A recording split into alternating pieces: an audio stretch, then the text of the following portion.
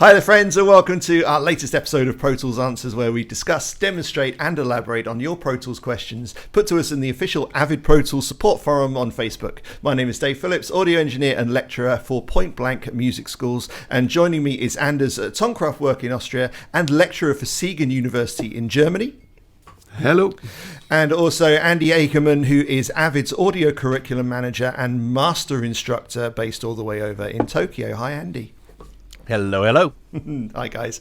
Now what we do is we always wade in on the forum post to throw our 2 cents in, but there's generally so much noise in the group and nuance in the circumstances that the right answers aren't always highlighted, and often there isn't enough information to clearly present the answer anyway.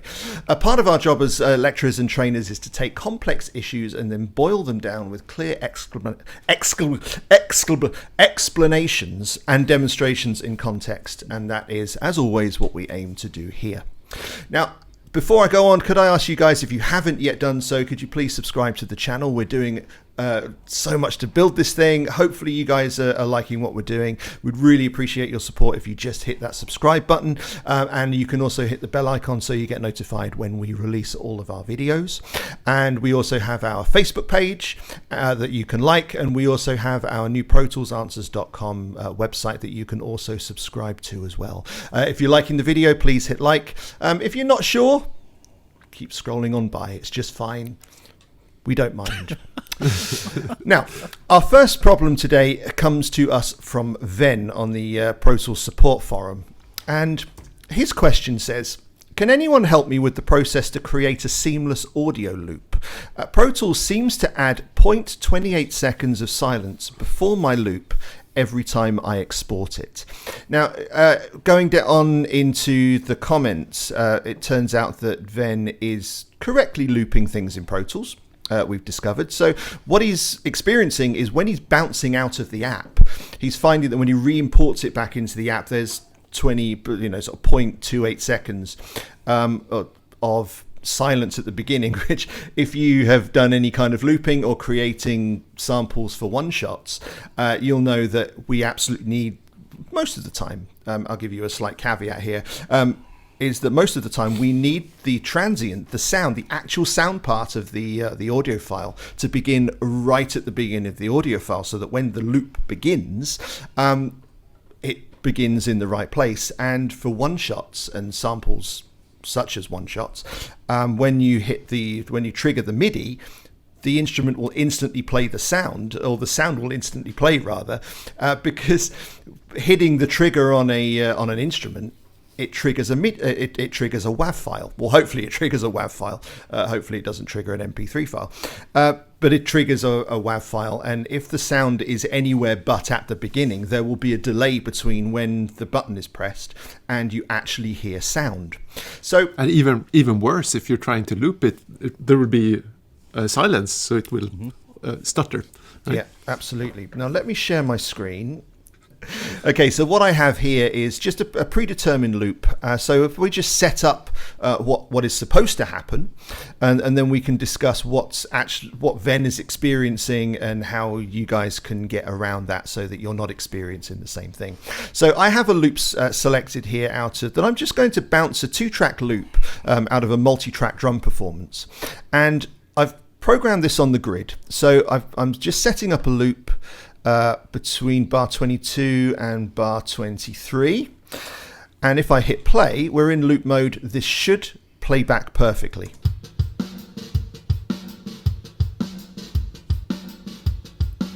Okay, now if we had set that up incorrectly, let's just expand that loop a little bit so that it just goes a little stuttery.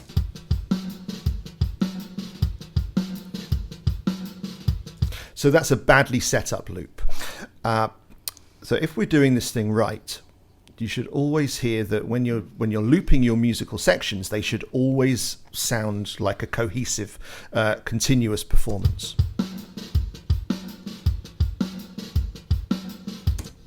Okay. Now, I just want to address one little thing here, and this possibly might be aimed a little bit more at the EDM guys than the acoustic music producers, is that when you're working on a loop and when you're producing a loop, you tend to think of the transient as being right at the beginning of the bar, right?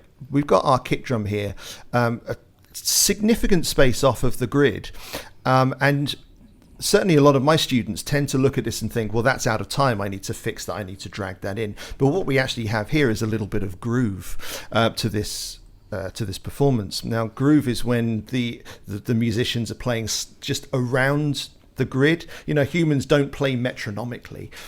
We're not absolutely rock solid robots like MIDI clocks are. Well, Anders might be. I'm certainly not. But when you see notes off of the grid, just like this one, and we've got that snare that's slightly lazy there. We've got a kick that's slightly lazy there. This isn't an instrumentalist playing out of time. This is just instrumentalists playing with a little bit of feel, and this groove is just ever so slightly lazy, so slightly behind the beat, behind the grid, and it just adds that little injection of feel into what the thing is. So, but I'm going to be getting rid of that at the moment, because if I was to bounce this loop to show you an export with no silence at the beginning, we're going to see silence at the beginning of this loop. Even if we actually bounce this loop and created it as a loop, it's still going to be a perfectly good loop. It's just a loop with groove. But that's not really going to help us with our demonstration today.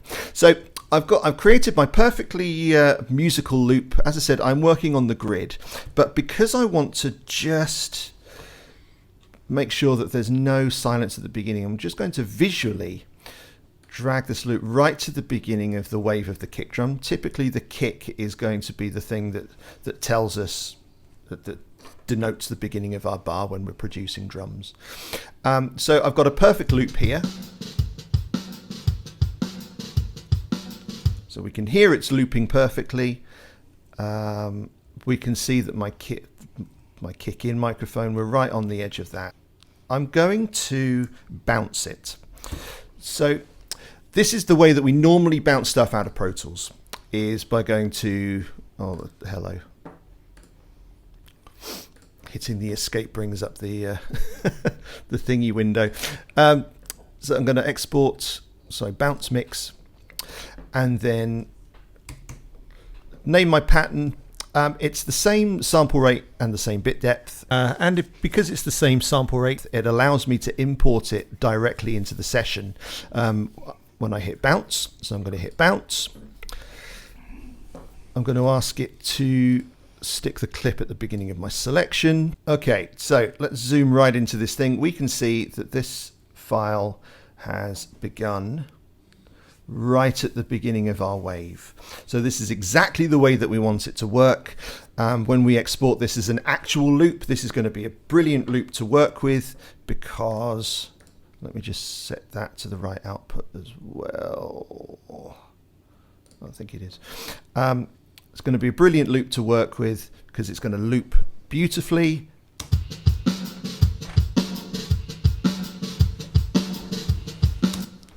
There we go.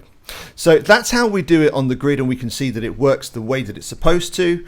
And as you wanted to show some stuff, being able to loop not working on the grid, right? Yeah, for material that is not beat oriented, because at some point you might want to create a loop that's not on the grid or doesn't have a beat. Maybe if you're doing backgrounds for a video game or for a film or anything, you have to edit this one out. And here I have one of my little audio things here. Sorry about that. So it's basically just a busy street. It's Checkpoint Charlie subway entrance in Berlin. And I just want to create a looping background from this here. And I purposely select something that's really, really difficult to loop. So I'll use this point in the middle here where the car drives past. I will use that as the actual end or beginning of the loop. And I'll just select to the left of that, and don't take the starting point because there is always a fade in. So I'll just select an area here and just use B to separate it, and then drag it to somewhere where the waveforms look similar. And at this point, maybe I should just zoom in really much to see that I'm at some point of zero crossing, and I got lucky, and I was that was amazing, perfectly executed. and at this point I will just do this very quickly and add a crossfade here.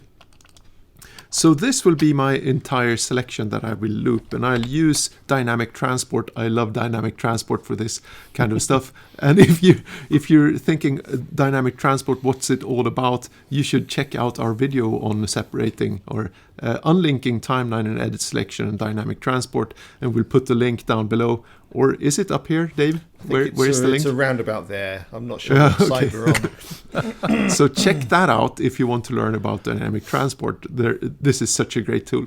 So I'll just move my play start marker to before this crossfade. Okay, that seems to work pretty good. And I'll move the start point again to the end here and listen to the seamless looping here. Did you guys hear that? Awesome. Right in the middle of that car driving past? And that's, of course, because this part used to sit right here. So these are the exact samples after each other. So this is the perfect part to loop now. So in this case, I could just bounce this loop or export this clip or just go and go edit consolidate clip. I just did that using the shortcut, and that's a perfect loop for you. And when you import that back into the system and loop it together, it will all be very nice and continuous and very easy. Just to show you, I will just duplicate this a couple of times, and now we can hear that this is actually looping perfectly. Command D, by the way, people. Command D, exactly. And you can hear every time it loops perfectly, every loop of this. So I could just export this out of Pro Tools and it would work. And that is a gold mine for post-production. I don't think I've used that. I have, in fact, I know I've used it a couple of times in music, but for post-production, it's just getting a long, decent amount of background is such a hard thing to do, because if you've got a long stretch of stuff, usually there's something that's in there that's distracting, so you want to shorten it a little bit, but if you shorten it too much, it becomes repetitive and you can pick up on the loops. Well, this is a great way to get around that whole thing, is you just figure out, one place that's got a lot of uninterrupted stuff, and then you just do a crossfade, just like Anders showed. It's a great technique. But the important part is making that movement that I did, because if I'm just using, like I'm trimming off the excess stuff right here, and if I'm trying to use this as a loop, I will probably not get the same great result, because it doesn't add up, and I can't crossfade on the end. So if I play from this part here, you could totally hear. So it's the movement of these and crossfading in the middle that does the magic right here. So how would you bounce that out? Because Ven's question is all of his problem is that he's getting 0.28 seconds of silence at the beginning with the way that he's doing it. So how would you bounce that out properly? There are a couple of ways to do that. I could just use, as you did, bounce to disk. Okay, yeah. Of course, or I could, let me just grab a new section here, because I removed it before. So what I could do, if this is what I wanted to bounce out, I could consolidate it first. I use the shortcut all of the time here, but edit consolidate clip. Yeah. And in the clips list, you can then export clips as file. Basically, it's already self-contained. It's already in the audio files folder when you consolidate it. It is. Because this is already a self-contained file. That happened the moment I consolidated. It actually created a new file for me. Yeah. You could just right-click this clip in the clip list and reveal in Finder. And that will show the exact location where this clip is. Yeah. So no export necessary if you're doing it this way. No, so that's creating a WAV file, isn't it? If we're So consolidating creates the WAV file. If you can go back up to that menu again and bring up your export window. Export clips as file. Export clips as file type WAV. Okay, because so exporting as WAV seems to work just fine. Right? Yeah, and now we're getting into what Andy thinks is going wrong here for our poster. Why is he getting this? And Andy, you have the perfect explanation, and you can tell us exactly what's going on here. By the way, so just to circle back on what Anders and Dave you were saying, it creates a WAV file if your session is using waves. If it's AFF, when you consolidate, it's going to create AFF files. Yes. And one of the things that I tend to do is there's a preference, and I'll go see if I can't find it. Okay. Edit out all the other graphs. So there's a preference, and if you go here to setup and preferences, I believe it is under processing. And rendered files bit depth. Okay, this is one thing that I personally tick this, because if I'm consolidating something inside my mix, I want to have the benefit of 32-bit audio for that file. Okay, I don't record at 32-bit audio, but I'll render at 32-bit audio just so that I have that in case there's a clip or anything like that. Okay. But I don't tend to export at 32-bit because it's just there's no real reason to. So I will usually not go to Finder and find that file because it's going to be a 32-bit file because of the way I've got my. So what I'll do is I'll do the export workflow where I'll export it as a specific thing. Now this guy Van, it seems that Van knows how to create a loop, and inside of Pro Tools, he's got his loop, looping seamlessly. There's no gaps or anything like that. He says that when he exports and then imports again, or when he says when he exports, there's a gap. I assume that he's trying to hear a loop in Pro Tools or some other DAW. Yeah. So here's the thing. How can it possibly be that something loops perfectly in Pro Tools, you bounce it, and it doesn't loop perfectly anymore? Well, if that's the case, my guess is, and I feel pretty confident about this, is that he's exporting it as an MP3 file. Okay? Now, I'm going to get on my soapbox just a little bit. MP3 is not audio, and that's not a subjective opinion about its sound quality. There are only two kinds of digital audio: pulse code modulation, which is what WAV files are, PCM. and then pulse density modulation, or PDM, which is what Super Audio CDs use. It's not a common format, but it is the other kind. Yeah. Pulse code modulation, PCM, and pulse density modulation, PDM. Those are the only two.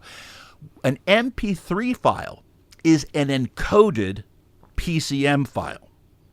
And it has to be encoded into an MP3 file, which is, strictly speaking, not an audio file. And then it is decoded back to a PCM file. So what you hear is PCM audio that has been translated and then translated back. Okay? And anybody who's lived in a foreign country, as I do, knows that when you translate things and then translate them back again, they are usually not exactly the same thing. And that's what we've got here. If he is bouncing it to an MP3 file, there's a couple things that are happening. And let me show real quickly this. You guys are seeing my screen here. So this top track right here is the simplest kind of audio that I could create. This is a 1 kilohertz sine wave at minus 20 dB. It's your classic sine test tone. Simple audio. It should be absolutely perfectly encodable by an MP3 player, but it's not. So down here I've got a 64-bit MP3. I've got a 128-bit MP3 and a 64 kilobits per second MP3 file, 128 kilobits per second MP3 file, and a 320 kilobits per second MP3 file. Now, it looks like they are exact, but remember, we're talking about looping. We're talking about editing. So let's go to the beginning. What do we got here? What's this? Well, what you're seeing is the padding that the codec puts in, okay? And it turns out to be 1,200 samples by my guess. Now, I've tried only these 3 different sample rates for specific reasons, and they all seem to start at around the same time. It is noting that with 128 kilobits per second and 320 kilobits per second, there's very little going on at the before the actual waveform happens. Almost nothing is going on before before 320. But I haven't done this before. Well, let's find out what we got here. Let's zoom that puppy up and see.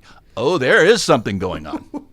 Okay, so there's GAC going on, a little bit of GAC going on with 320, a little bit more GAC going on at 128, and then significantly more going on when you're talking about 64. Why is 64 so radically different? Because anything under 80 kilobits per second has got to be resampled.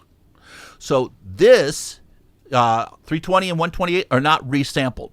They're just encoded and decoded. But 64 kilobits per second actually is resampled, and this is where a lot of that extra problem comes. Okay, so that's your gap. Okay, so there you go. That's one half of your problem right there. Okay, but it's not the only problem. And if you go to the end, boom, there's the other half of your problem. That the length of 64 isn't even close to the original length. Okay. And then if you go to guys, they're both not the right length, but they're both at least the same, right? So again, this has to do, I think, with the padding and then with the resampling over here with 64. Now, let's go and what I did, just for fun, because I'm that kind of guy, is I chopped off the first 1,200 samples of the MP3 files so that they all started around the same time. So they're right. Let me just bring this down to a dull roar. There we go. So these bottom 4. So here's still a copy of the original WAV file. Come on. New keyboard. Okay, so there it is. So here's roughly where all these are starting. Now notice there's all sorts of strange stuff, and you can even see some pretty modulation. Remember, this is a sine wave. This should be the easiest thing possible, and even this has major problems, and things only get worse the more complex a wave gets. Now the 120 and 128 and 320, yeah, we're okay, I guess, but probably not good enough for serious music work. Now let's go to the end, and then you're going to see here. There's our difference again. So we have a pretty significant difference between the 64 and the original. And it's interesting though that 128 and 300, if you chop off the beginning 1,200 samples, it does end pretty much the same place that the original ends. That's because it's not being resampled. Okay, so there is that, but it's still got padding. Okay, and that is padding that just happens as a default result of the encoding and decoding process. And that's, I think, where this guy's gap is coming from. Now, when you take a look at, when people talk about MP3 files, 320 or 128, there's this term that we go around as, CD quality, okay? It's not. It's just not. That's more marketing than anything else. It may be indistinguishable to your ear from CD quality, but that's not what we're talking about when we're working in Pro Tools. We're talking about, when we're working in production, we're talking about exact sample timing. We're talking about exact phase alignment. And clearly, 64-bit is nowhere near phase aligned, but let's just go ahead and have some fun. I'm going to take here the blink. Okay, so here's a line just bisecting all of these guys, and let's go in here and see how far off we are. Okay, so I'll move this line over here to where we've got a there we go. Okay, so the end of my selection here, right there. Come on. I'm an idiot. There we go. So I've got a zero crossing in the original wave file. It is almost completely out of phase at 64. And it's even off. You can see here that it's off by a few samples here with 128 and 320 kilobits per second. Okay? And if it's off here, you know it's going to be off. You know, things are going in and out of phase all over the place. And then one final thing that I'll show you. Let's take a look over here at this 320 kilobits per second, which is about as good as MP3 codecs get. And let's see what that looks like. Look how bumpy that is. Okay, that is amplitude irregularities. Okay, if I go to the original pure sine wave, that's a nice flat line, no problem. If I take a look at the 64, it's all over.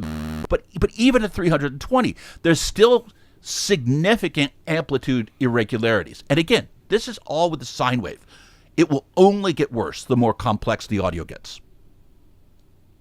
And that's, I think, why this person was having a problem getting their loop to loop without a gap, without some sort of a gap. And I think it was probably because he was bouncing it as an MP3 file. To be fair, if you're bouncing out of Pro Tools at 64 kilobits a second, this isn't the beginning of your problems.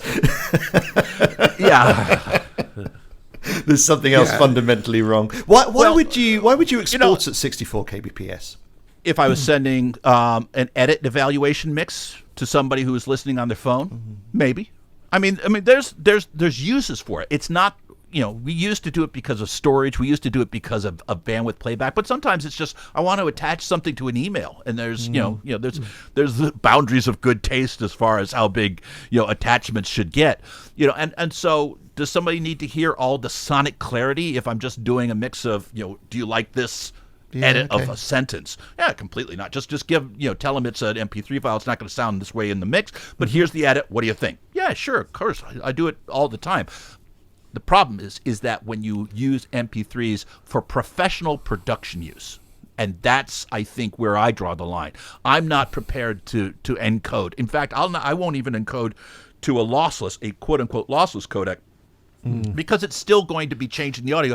And whether or not it sounds exactly the same, I need it not only to sound exactly the same, I need it to be in exactly the same places temporally without any of that padding. So it's just not worth it. The juice isn't worth the squeeze, as my mom used to say.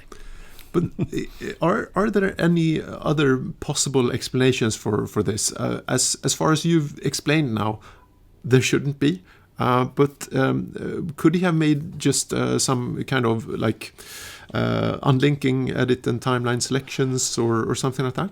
Yeah, that was what I originally thought because he said it's when I bounce has a gap, and it's very common for people to accidentally unlink their edit and their timeline selection, and then what you bounce is based upon your timeline selection and not your edit selection. So you could select a loop like what Dave did, and it looks completely perfectly fine, and you do a bounce, and then you're bouncing something different.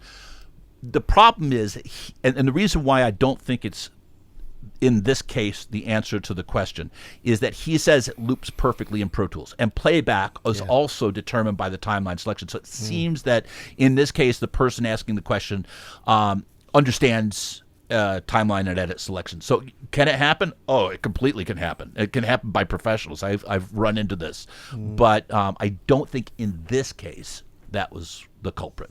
Yeah, I agree here. If you want to find out more about linking timeline and edit selections, if you don't know everything about it, look at the video linked below. Or above. We don't know. Or above. There's going to be a link somewhere on the screen. But there's nothing else that could potentially cause that, is there? Because there were some comments to do with buffer size, automatic delay compensation, ADC. That wouldn't be it. Putting plugins on the putting some heavy plugins on in the inserts after the fact, that wouldn't cause it. So it's purely down to the export. I have two more questions. Could it be a Pro Tools bug? It could. Are we going to have to trash the prefs? Anything could be Pro Tools bug, obviously. I mean, there's no software ever made that doesn't have bugs. If it is a bug, it would be what we call at Avid a showstopper, and it would prevent the release of a it would prevent the release of a version. And there's nothing that has crept up even in the betas of any previous versions that is anything similar to what this issue would be, which is fundamental, right? Obviously, if you can't get a sample accurate bounce, then we've got all kinds of major problems, and that has not come up. Reason I ask, because in every thread like this, there is always someone suggesting, it's a well-known Pro Tools bug or it's a less-known Pro Tools bug, but in this case, it's clearly not a Pro Tools bug. And the last thing is something that Dave just asked. Would it be helped by trashing the preferences? No, it wouldn't. No, if you're bouncing to MP3, you will still end up with the same problem. So the solution is, Andy? Don't bounce to MP3. Yeah, don't bounce to MP3. Bounce to wave. That's if you're going to create a library of loops that is that you need to have loop correctly, then understand that the codec is going to, in addition to, and I'm going to be a little bit anal on my quality requirements here, but any difference between the original and the bounce is by definition a bad thing, right? I want to bounce exactly what I'm working with, okay? And an MP3 file is an unforced error in my book. If I don't absolutely need it to be an MP3 file, I will not use an MP3. And the only time I actually use it is for evaluation mixes from time to time and something that I'm attaching to email. But I never use it for production. I'm very similar on the way in. I try to avoid having to convert or copy audio when I'm importing into the session at all costs. If I get someone to record in the right sample rate, for example, or the right format. Just if you can bring it into the session in the native format that it's in, that's the way that I prefer to work as well. Because what could potentially happen when you're copying and converting? Something could potentially change. It's unlikely, but there's one historical exception to this rule, and that is CD audio, not Redbook. Redbook audio is the Redbook audio format is 16-bit. 44.1 kilohertz and stereo interleaved, right? Everybody knows that. But when you record onto a CD, the actual physical of the structure of a CD doesn't encode. It writes data to the disk in blocks of 588 samples.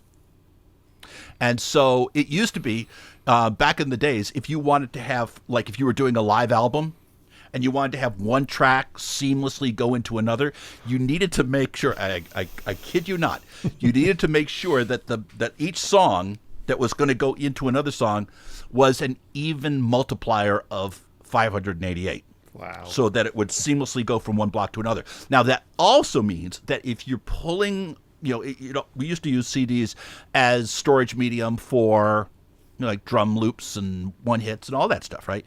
So you would get these drum loops and you pop them in and there'd be a gap.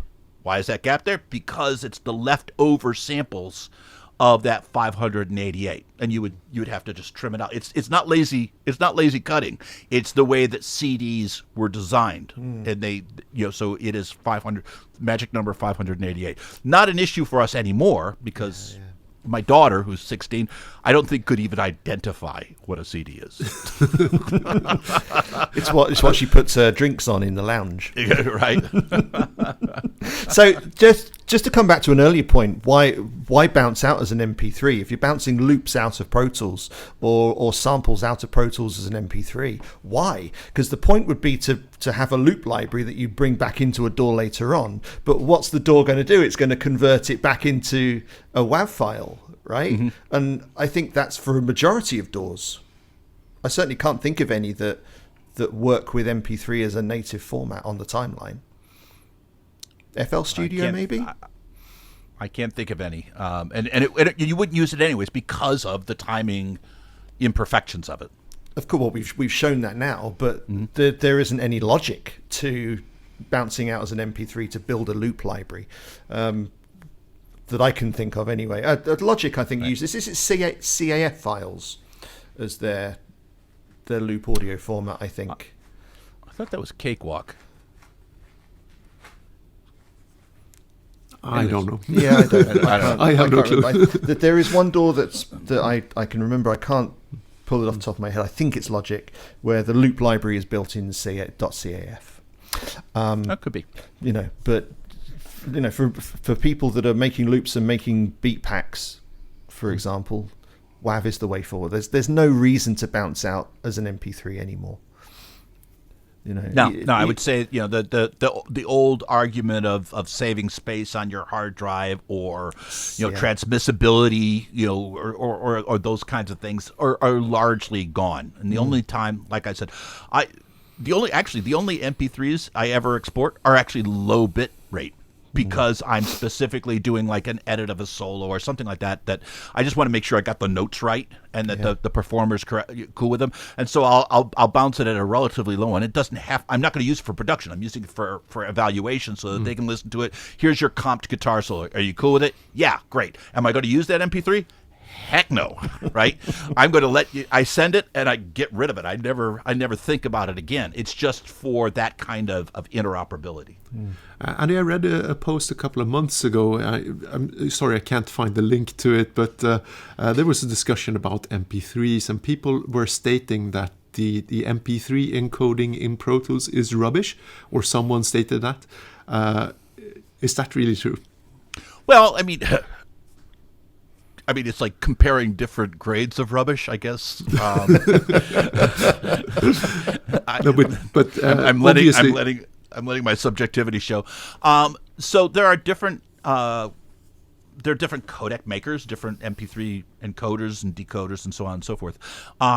The originator of the MP3 format is a company called Fraunhofer. Okay, and the Fraunhofer codecs are typically, the standard, the best, I guess. And the Fraunhofer codec is what we use inside of Pro Tools. We didn't make our own, so we're using the codecs that the originator of the format is we're using their company's stuff. Does that answer your question? Yeah, and I think as you're saying here, you're using the Fraunhofer encoding, which are the originators of MP3s. The entire research around MP3s and the MP3 encoding was done by Fraunhofer, and Avid have consciously taken the decision to use their algorithms, and they're also paying Fraunhofer Institute for every copy of Pro Tools. A small amount goes to Fraunhofer, and MP3 encoding used to be a paid option for Pro Tools, and now it's just included for everyone, right? Yeah, that's right. So back in the old days when MP3s weren't as common as they are now, when you weren't attaching audio to emails and doing things like that, MP3 was a paid add-on because we didn't feel like we wanted to make everybody pay for something that not everybody was going to use. Now it's so ubiquitous that we've just folded it into Pro Tools and there you go. But do we still pay Fraunhofer? Yep, absolutely. So it comes from the originators of MP3s then. Yeah. Do you know, by the way, which song they used to tweak the algorithm of MP3s while they were doing their research? They used one particular song. I don't. No, it's Suzanne Vega's Tom's Diner. What a great song! That's the originator of MP3s. They use that all of the time to tweak the algorithm. Nice. It's up there with Mary Had a Little Lamb, isn't it? Yeah, exactly. It's interesting. Ingrained in audio history. When I taught codecs at a college in the States, the last thing that we would do, so we did a lecture. We talked about how codecs will, do data reduction and how different codecs approach it, and how to get maybe better quality out of a codec. And there's a whole bunch of stuff we talked about. But at the end, we took a piece of classical music. I think it was William Tell Overture, and we encoded it. We played it as a listening test. The original, an MP3, a real audio, and then something else I can't remember, but we had 4 different things, right? And it was choose choose which one. See if you can identify the original one. Okay, and we played them all, and there was a blind test. The winner was Real Audio, which everybody likes to dump on, but that was the one that made that dynamic material sound the best. People preferred, and it happened every class. It happened again and again and again. They preferred Real Audio's whatever they were doing over the original WAV file. Wow. This sounds like the result of that shootout that Anders was talking about a couple of weeks ago with the preamps versus an M box. I don't think that made the show actually. So no, it was definitely an off-air conversation. Yeah, exactly. Yeah. How interesting.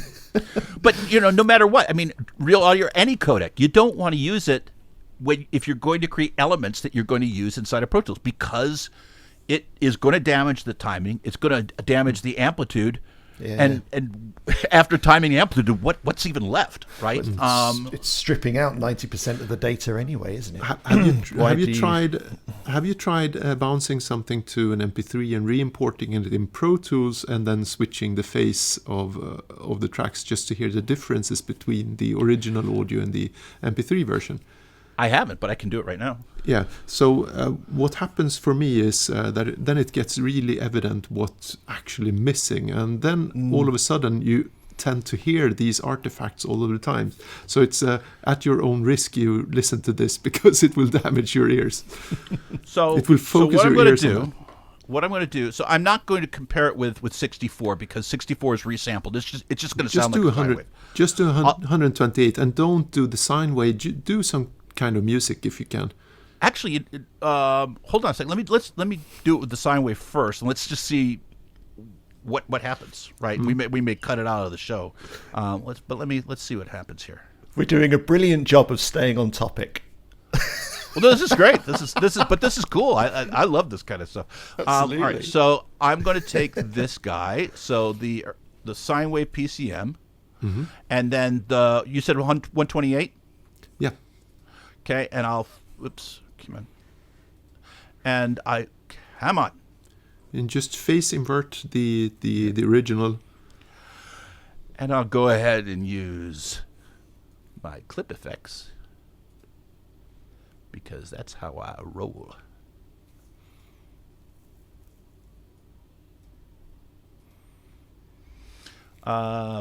Phase invert, great. So this one is phase inverted. All right, and let me go to which the end one of that. did you invert now? The sine. I inverted the there. You can see the phase inversion on the on the 128. Okay. Doesn't matter which one. So now let's see what the difference is between the original wave and the 128. Let's see what we got.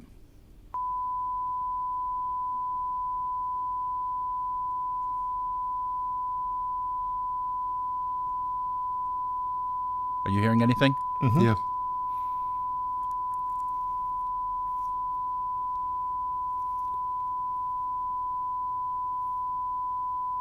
You could hear little nodes in there, can't you? Yeah. Interesting. So do it with some kind of music material instead. It could just be if you have a 2-bar loop or something, just try and do that instead. Okay, so what I'm doing a bounce, and I'm going to bounce it to what bit rate? 128. 128. Yeah. Lovely choice. Okay, so the bit okay. Nice and sparkly. Interleaved. Just doing okay. So great. I'm going to put a bounce files folder. Bump. Whoops.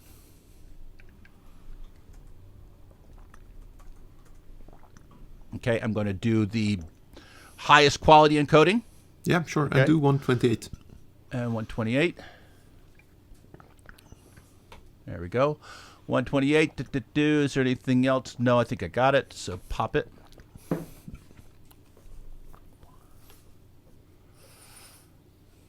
And then I'm going to import it. Import audio. And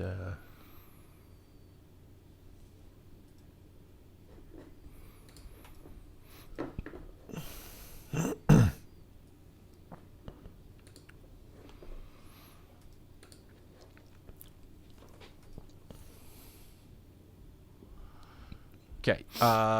New track, yes. So the first thing we're going to see is at the very beginning.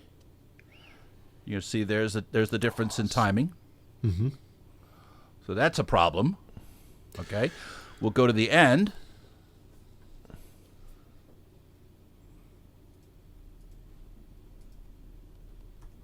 That's a problem. That's a real problem. Okay. That's a problem right there. Okay. Remember, this is the best encoding we had. Yeah. Right? That's a problem. Mm-hmm. Okay. And I'm going to guess there's going to be a little bit of no. It ends where it ends. So let's see what we got. Great.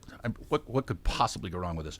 Do you want me to chop off the 1,200 samples so that it's going to start at the same time? Give it a fighting chance? Yeah, sure. Let's do that. All right. So let's go over here. We'll give it the best possible chance for success. Go to the beginning. Zoom in. Let's bring this way up. Let's realign them so that they look to be similar, Right. at least. Right. And so what I think this is this is my guess, and we can take this out if we want to, but I believe that it seems to be fairly consistently a 12. Come on, man. What the hell? Why is enter not going back to the beginning? Oh, Jesus. 0 to 1,200. Actually, you know what I'll do? We'll just go ahead. 0 to 1,200. Great. And if I cut this, that's all right. We'll go in here even further. Now let's just nudge that over.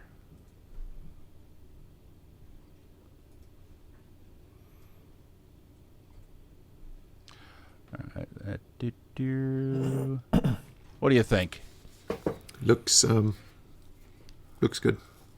I think that's about as good as it's going to get. Yeah. I think that's about as good as that's going to get. You know what? I'm going to nudge it. Just ever so slightly. Yeah, I'm actually now nudged by a sample.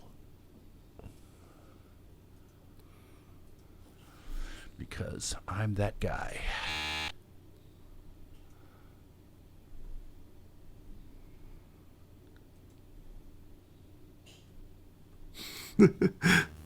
You're really meticulous with this. I like that. Oh. Okay. So, we've now nudged it. I've gotten rid of about 1,200 samples so that it starts the same place. By the way, we're still getting start time is delayed. The end time is not the same. But what we've done here, because we probably edited out some of the, getting this stuff all set up. We've basically lined it up so that it's the best possible chance for success here, right? So it's about as aligned as we can possibly get it down to the sample at the beginning, okay? But at the end, we still have. You can even see it if I zoomed way out here. You can still see there's a significant difference in the overall timing. So whatever it sounds like at the beginning, it's not gonna be anywhere that close at the end. And then what I'll do is I will take this and I will flip this out of phase. Boom. Okay, now let's take a listen. And my guess is that it's going to sound fairly quiet at the beginning. Are you hearing anything, guys? No. Does that mean it's perfectly 180 degrees out? Oh no, there we go. So this is what I thought. So at the beginning, it's not too bad. Here's what a meter is going to show us.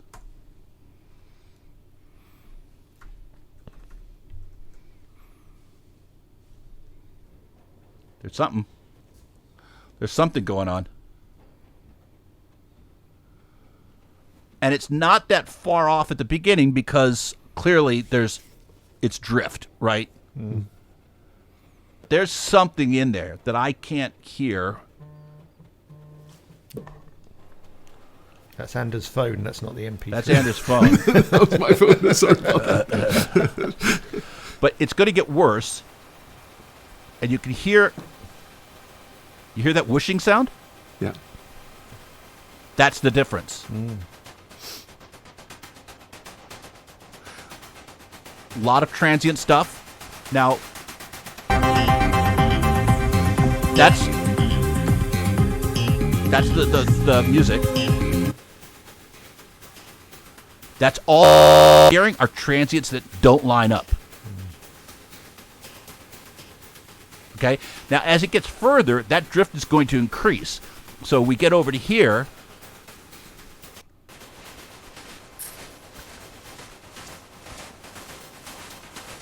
Wild. And you can hear more pitches. It's all over the place. Is it close? Sure. If you gave me one or the other, could I tell the difference? Maybe not, right? But it doesn't matter. It doesn't matter what I can hear with my ears, in the moment. It matters what we're doing when we take a whole bunch of different elements. If I was to take this song and treat it as if it was sample accurate, I could be nothing but disappointed. Yeah. Does that make sense? Crazy. I think you will probably edit this out, I guess. Well, I mean, I hope we show the difference here, because this shows right here. Yeah. That's timing. Well, it's certainly showing that when you're bouncing out of Pro Tools is something that isn't a WAV, which is an MP3. Then there's stuff happening under the hood that we don't want. Now, just to make sure, I'm going to bounce this as a wave. Okay, just to show this off. Okay, so I'm going to go ahead here. Boom. I'm going to bounce this as a wave. And this should be perfectly silent, shouldn't it? It should be, right? If it isn't, then we've got a problem. That if it isn't, then we do have a bug. And we'll just trash the prefs. It's fine. But this is great that you're demonstrating this, Andy, because this is also something that usually comes up in threads when people say that doesn't work, the offline bounds doesn't work, and stuff like that. But it is working. It sounds different, or yeah, exactly. Well, it used to be. So that's a different topic. So it used to be that the playback engine that you were using when you bounced and when you were playing were two different playback engines. That changed with Pro Tools 11. Yeah. And so now, no matter what, okay, so here, I need to make sure I'm going to then take this guy, flip it out of phase, and then I mute this. Okay, so I should be fine. And don't make a liar out of me, Pro Tools. You can see there is absolutely nothing going on in the master, not even. And by the way, a little. I'm going to mute this. Right? Yeah. Okay. I go to the very end. You can see there is nothing going on. There is they are Zero. the exact. That's stunning. Sonically exactly the same. If they weren't, we would have a hard time calling ourselves Pro Tools. It would just be tools at that point.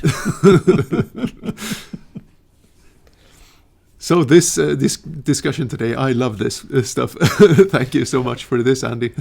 Yeah, this is key stuff, isn't it? It's so vitally important stuff to understand, and so important. And it's not really even a Pro Tools thing.